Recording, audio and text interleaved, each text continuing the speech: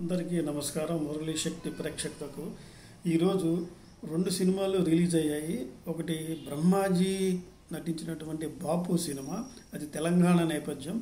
రెండవది సముద్రకని మన ధనరాజు నటుడు డైరెక్టరు అయినటువంటి ధనరాజు రామం రాఘవం అనే సినిమా తీశారు. ఈ రెండు ఒకేసారి ఎందుకు చెప్తున్నామంటే రెండిట్లోనే పాయింట్ అనేది ఇంచుమించు ఒకటే, కానీ నేపథ్యాలు వేరు. అవి ఎలా ఉన్నాయో తెలుసుకుందాం. బ్రహ్మాజీ పైసా ఖర్చులు అంటే నేను ఎక్కువ రెమ్యునరేషన్ అడగకుండానే కథ నచ్చి నేను ఈ సినిమాలో నటించానని చెప్పారు. బ్రహ్మాజీ పక్కన ఆమని భార్య నటించింది. పిల్లలుగా రాజు అను ధన్య బాలకృష్ణ చేశారు. తండ్రిగా బలగం సుధాకర్ రెడ్డి యాక్ట్ చేశారు అన్నమాట. అయితే తెలంగాణలో ఒక మారుమూల ఒక విలేజ్లో ఒక పత్తి రైతుగా బ్రహ్మాజీ కుటుంబం ఉంటుంది. పత్తి అనగానే రకరకాల సమస్యలు, పంట సమస్య, దిగుబడి రాకపోవడం, వర్షాభావంతో చుట్టుపక్కల ఉన్న వాళ్ళతో అప్పు తీసుకొని దాన్ని పండించడం, చివరికి చేతికి వచ్చి పంట అయ్యేదాకా ఆ పంట తినకుండా అప్పుకి మినాయించుకోవడం వల్ల ఆ పెద్దలు ఎవరైతే అప్పు ఇచ్చేవాళ్ళో ఊరి పెద్దలు వాళ్ళు రావటం, దాన్ని అమ్మి ఏదో విధంగా చేయాలనుకున్న టైంలో ఒక కొడుకుని దగ్గరగా చూడమని యార్డులోకి ఈ పత్తిని తీసుకెళ్ళి ట్రాక్టర్ మీద వెళ్ళిన తర్వాత ఆ చిన్న తప్పిదం వల్ల మొత్తం నాశనం అయిపోతుంది. ఆ తర్వాత ఒకవైపు అప్పులు చుట్టుముడతాయి. తినడానికి పెద్దగా ఏముండదు, అన్నీ అప్పులు పాలవుతారు. ఇచ్చిన మళ్ళీ అప్పు ఇవ్వాలని కష్టం. ఈ కుర్రోడేమో కొడుకేమో నేను కొత్త ఆటో కొనుక్కోవాలి, నా లైఫ్ నేను ఎదగాలి, కూతురేమో నేను పై చదువులకి పట్టణం వెళ్ళాలి అని ఇలా ఉంటుంది. ఓ పక్కన తండ్రి బలగం సుధాకర్ రెడ్డి నాకు అతనికి ఆకలి ఎక్కువ, చివరి నిమిషంలో ఉన్న అంటే ఏజ్డ్ ఎక్కువైనా ఆకలి ఎక్కువ, ఆయనకి అది కావాలి ఇది కావాలి కోడి అని చెప్తూ ఉంటారు. ఇవన్నీ సమస్యలతో చుట్టుపక్కల వాళ్ళ యొక్క ఈ మాటలతో కనుక చిరెత్తిపోయి ఏం చేయాలని ఒక ఐడియాలతో గవర్నమెంట్ ఒక పాలసీ అప్పుడు వచ్చిందనమాట. అంటే ఒక రైతు చనిపోతే కాంపన్సేషన్ కింద ఒక 5 లక్షల రూపాయలు ఇవ్వటం జరుగుద్ది అనేది ఒకటి ఐడియా వచ్చి ఈ సుధాకర్ రెడ్డి అంటే ఈ తండ్రిని చంపేద్దామని బ్రహ్మాజీకి ఈ భార్య పిల్లలు మొత్తం ఒక సన్నివేశపరంగా అందరూ నలుగురు కలిసి ఎలా చంపాలి అని ప్లాన్ చేస్తారు. ఆ చంపే క్రమంలో కూడా ఏమైంది, అసలు చంపారా లేదా, అసలు ఆ తర్వాత ఇక్కడ ఇంకో క్యారెక్టర్ ఉంటుంది, అదేంటంటే రచ్చరవి. గుళ్ళోని ఊర్లో ఉన్నటువంటి బావులు పుడికి తీసే వృత్తి అతనిది. అలా తీస్తున్నప్పుడు ఒక బంగారు విగ్రహం బయటపడుతుంది. దాన్ని తీసుకొచ్చి ఇంట్లో పెట్టడం, ఆ తర్వాత అతని మా అమ్మ మంగవ్వ దాన్ని తీసి ఇదేదో అపచారం అని దాన్ని మళ్ళీ తీసుకెళ్ళి అదే బావిలో పడేయటం, ఇవన్నీ జరుగుతాయి. చివరికి ఈ రెండుకి లింక్ ఏంటి, అసలు ఈ రెండింటికి లింక్ ఉందా, ఈ చంపేయాలనుకున్న బ్రహ్మాజీ తర్వాత ఏమయ్యాడు. అయితే ఈ విషయం చనిపోతున్నాడు అనే తండ్రికి తాతకి తెలిసిన, అంటే వాళ్ళ బ్రహ్మాజీ నాన్నకి తెలిసిన, అతను కొంచెం మతిమరుపు ఎక్కువ. ఆ మతిమరుపుతో అతను ఎటువంటి సన్నివేశాలు జరిగాయి, సీరియస్ చావు అనే కాన్సెప్ట్లో కూడా కామెడీగా కొంచెం ఆయన పలికే సంభాషణలు, డైలాగులు, సన్నివేశపరంగా దర్శకుడు దయ కొంచెం అంత బాగా ఆవిష్కరించాడు. అయితే పక్క బలగం టైపు ఒక ఊరిలో ఉన్నటువంటి నటీనటులు, అంటే ఊరిలో ఉన్న వాతావరణం, వాళ్ళ పత్తి రైతుల ఆత్మహత్యలు అనేది చూపించాడు. చివరికి ఏమైంది అనేది సినిమా మీద ముగింపు పడుతుంది. అది ఏమిటి అనేది తెర మీద చూడాల్సిందే. అది ఎక్కువగా బ్రహ్మాజీ ఇతర పాత్రల్లో గతంలోకి రకరకాల పాత్రలు పోషించిన ఇందులో పత్తి రైతుగా కొంచెం ఇమిడిపోయాడని చెప్పాలి.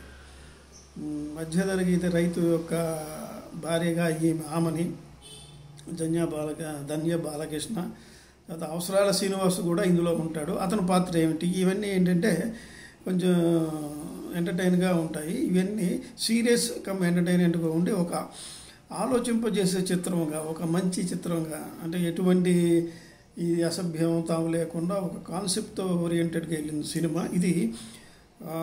ఏ బేస్ మీద బలగము బేస్ మీద అంటే ఎలా తీశారో అలాగే ఇది చావు నేపథ్యం ఇది కూడా. అయితే ఇది కొంచెం ఏదైనా అవార్డులు, చిన్న చిన్న అవార్డులు దక్కే అవకాశం ఉంది. బ్రహ్మాజీని కొత్త కోణంలో చూశాడు. తాను రెమ్యునరేషన్ ఆశించకుండా చేశాను, ప్రేక్షకులు మీరు చూస్తే నాకు ఇచ్చే రెమ్యునరేషన్ అదే అంటూ ఆయన ఈ మధ్య వ్యాఖ్యానించారు. మరి అది ప్రేక్షకుల తీర్పుని బట్టి ఉంటుంది. మొత్తానికి ఒక మంచి సినిమా తీశారు. అలాగే రామం రాఘవం రాముడు రాఘవుడు రెండు ఒకటే, తండ్రి కొడుకులు. సముద్రకని తండ్రిగా, కొడుకేమో ధనరాజుగా చేశారు. వీళ్ళు ఏంటంటే చిన్నప్పుడుకి పిల్లలు లేరని బాధపడుతుంటూ ఒక పిల్లోడు పుట్టిన తర్వాత అతన్ని చాలా ప్రాణంగా చూసుకుంటాడు. పిల్లోడే ప్రాణము, పిల్లోడికి ఏదైనా తట్టుకోలేడు అనమాట. అలాంటిది పిల్లోడి కోసం ప్రాణమైన ఇచ్చేంత అమితమైన ప్రేమ ఉండేటువంటి రఘువరను తన కొడుకుని చదివించేసి పెద్ద ప్రయోజకుడు కావాలని చూస్తే అతను చెడిపోయి చెడు వ్యసనాలకు లోనై జూదము, తర్వాత తాగుడు, సిగరెట్ కాల్చడం ఇలాంటి చిన్నప్పుడే హై స్కూల్ స్టేజ్లోనే ఉంటాడు. అలాంటి వ్యక్తిని పెద్ద అయిన తర్వాత తండ్రి ఏమో పెద్ద ఉద్యోగం, గవర్నమెంట్ ఆఫీసులో మంచి ఇన్కమ్ అధికారి. కానీ ఆ పేరు తగ్గట్టు ఆయన రాఘవము, ఆయన ఏంటంటే రాముడిలాగా నీతిమంతుడు, అవినీతికి వ్యతిరేకం. మా పక్కన అదే ఆఫీసులో ఉన్నటువంటి పృథ్వీరాజు అవినీతిపరుడు. ఆయన డబ్బులు తీసుకుని అంచెలంచెలుగా ఎదుగుతూ కార్లు, బిల్డింగులు కొంటూ ఉంటాడు. ఇది సహించని రఘువరను తర్వాత ఏమయ్యాడు, ఆ పిల్లవాడికి రోజు నాన్న దగ్గరికి వచ్చేసి క్యారేజీ పట్టుకొచ్చినప్పుడు ఇతను మోటివేట్ చేస్తాడు పృథ్వీరాజు. మీ నాన్న ఇలా ఉన్నాడు, నువ్వు ఇలా ఉన్నావు, నీకు కనీసం ఉద్యోగం లేదు, చదువు లేదు, లంచాలు తీసుకుంటే ఇంకేదన్నా బ్రహ్మాండంగా బతకొచ్చు కదా అంటే అన్నాడు. అది మనిషిలో నాటుకుపోయి బాగా అసలే చెడు వ్యసనాలకు లోనయ్యాడు.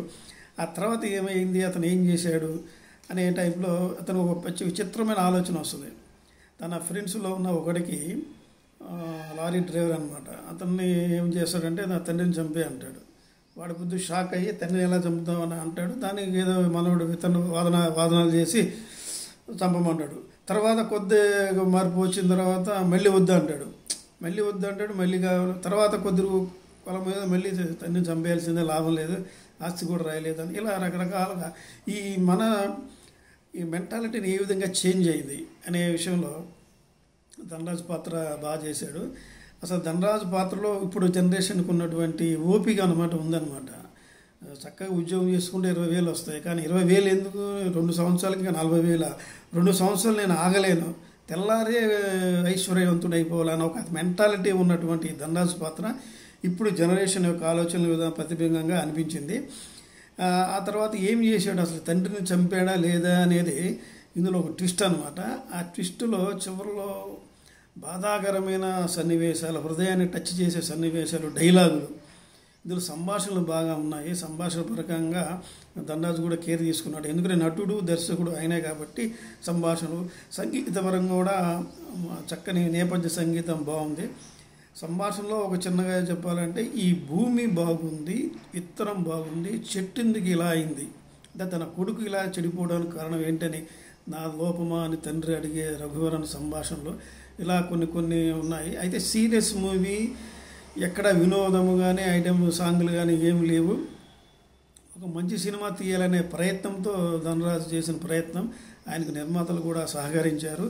ఏది ఏమైనా ఈ 2 సినిమాల్లో ఎక్కువగా తండ్రి మీద వెళ్ళిందనమాట. తండ్రిని చంపేయాలి అనుకునే కథలు అంటే చాలా ఉన్నాయి. పొలిటికల్ కథలన్నీ తండ్రిని వారసత్వం కోసం చంపేయడమే. ఇటీవల హైదరాబాద్లో ఒక తాత కోట్ల విలువ ఉన్న కోటీశ్వరుడైన తాతను కూడా ఒక వ్యక్తి తనకు చైర్మన్ పదవి ఇవ్వలేదని మనవడే చంపేసిన సంఘటనలు భయంకరంగా.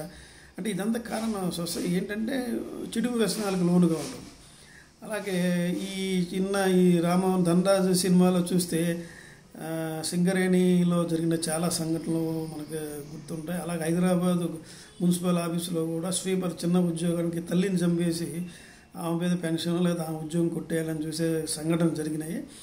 సొసైటీలో ఇంత విధంగా ఆలోచనలు మారిపోతున్నాయి. దీనికి మార్గం, సొల్యూషన్ ఏంటి అనేది చెప్పకుండా ఇలాగా జరుగుతున్నాయి, జాగ్రత్తగా ఉండాలని ప్రేక్షకుడికి ఒక ఇదిగా ఐటెం చెప్పదలిచారు. ఇందులో సందేశాలు ఏమి లేకపోయినా మంచి నడవడికతో ఉంటే మంచి జరుగుద్ది, చెడు నడవడితో ఉంటే చెడే జరుగుద్ది అనేటువంటిది ఎన్ని ఉన్నా సరే మంచిగా బతకాలని చెప్పే ఈ 2 సినిమాలు.